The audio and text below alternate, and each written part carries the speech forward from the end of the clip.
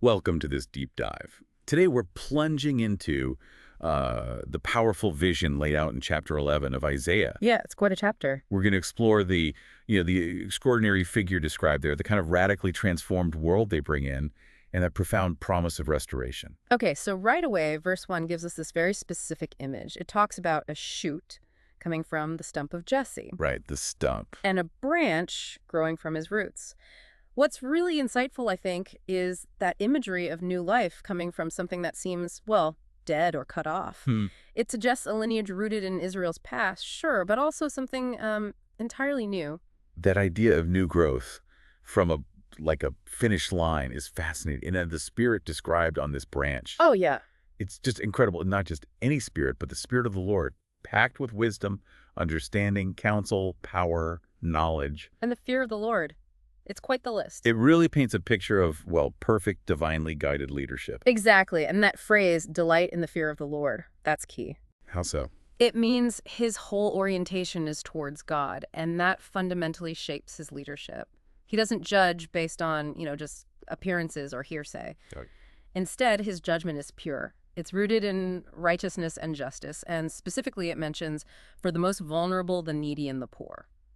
So a leader whose core is divine wisdom and justice for the marginalized. But the text also has that intense imagery, right?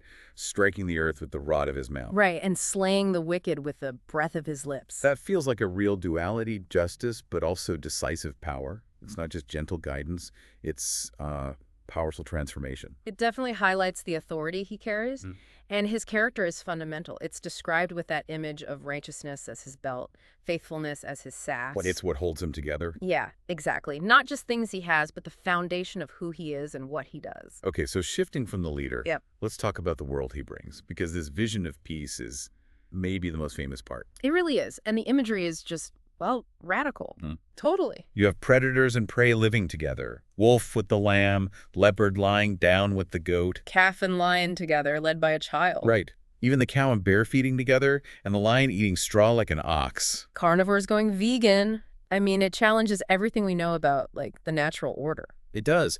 And this piece isn't just for animals. It extends to human safety, too. Infants playing near cobra holes. Children putting hands in viper nests, totally unharmed. It's not just peaceful, it's fundamentally safe. Which brings up the crucial question the text answers right away. Why? What makes this possible? And the answer is?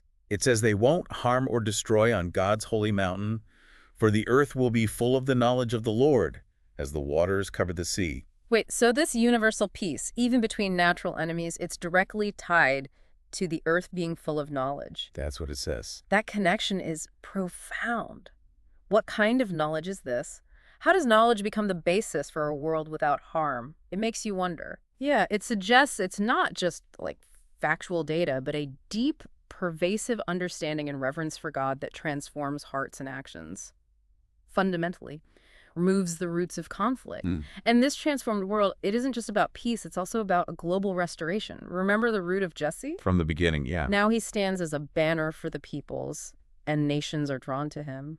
And this gathering, it isn't vague, it's very specific. The Lord reaching out again to reclaim the remnant from places like Assyria, Egypt, Cush, Elam, Babylonia. Hamath, the islands of the sea. And crucially, it's a reassembly of the exiles of both Israel and Judah, from all corners of the earth. That's huge. Not only are outsiders drawn in, but the deep historical splits within Israel, the jealousy between Ephraim and Judah that gets healed too. Yes, their hostility ends. They even unite to overcome former adversaries, Philistia, Edom, Moab, the Ammonites. It speaks to overcoming division on, every level. And to make this huge return happen, the landscape itself changes. Right, the Gulf of the Egyptian Sea is dried up, the Euphrates gets hit with this wind and breaks into 7 streams. Creating a literal highway for people to return. It's a powerful echo of the Exodus from Egypt, isn't it? Another story where God alters the physical world to bring people back. Okay, yeah. So this whole vision culminates in this grand global restoration, overcoming physical barriers, human divisions, all under this righteous leader. So putting it all together, we have this leader defined by divine character and justice, a world where even nature's conflicts are resolved. Right. Radical peace. And a global homecoming.